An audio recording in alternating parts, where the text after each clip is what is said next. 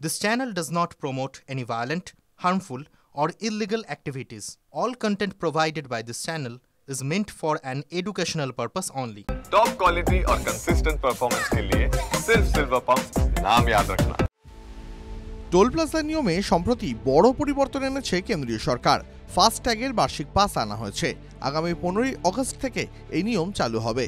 এর মধ্যেই আরও একটি বড় পরিবর্তন আসতে চলেছে টোল ট্যাক্সে, যার ফলে অর্ধেক হয়ে যাবে টোল ট্যাক্স।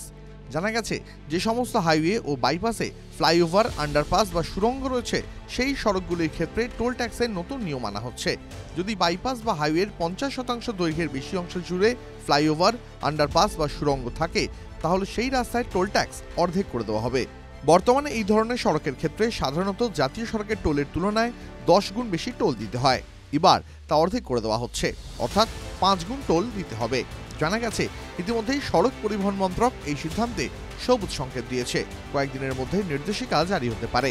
নতুন এই নিয়মের ফলে দুই শহরের মধ্যে সংযোগকারী হাইওয়ে, রিং রোড ও বাইপাস দিয়ে যাতায়াতকারী গাড়ির খরচ অর্ধেক হয়ে যাবে। বর্তমানে জাতীয় সড়কের টোল ট্যাক্সের নিয়ম অনুযায়ী জাতীয় সড়ক বা বাইপাসে যদি ফ্লাইওভার, আন্ডারপাস বা টানেল থাকে, তাহলে সাধারণ টোলের তুলনায় 10 গুণ বেশি টোল নেওয়া হয়। পরিকাঠামো তৈরির খরচ আদায়ের জন্যই এই অতিরিক্ত টোল নেওয়া হয়। এবার তা অর্ধেক করে দেওয়া হবে। উদাহরণ হিসাবে বলা যায়, 28.5 কিলোমিটার দীর্ঘ দ্বারকা এক্সপ্রেসওয়েতে 21 কিলোমিটার পথের জন্য টোল লাগে 317 টাকা।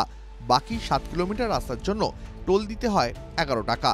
নতুন সিদ্ধান্ত কার্যকর হলে 21 কিলোমিটার পথের টোল 317 টাকা থেকে কমে 153 টাকা হয়ে যাবে।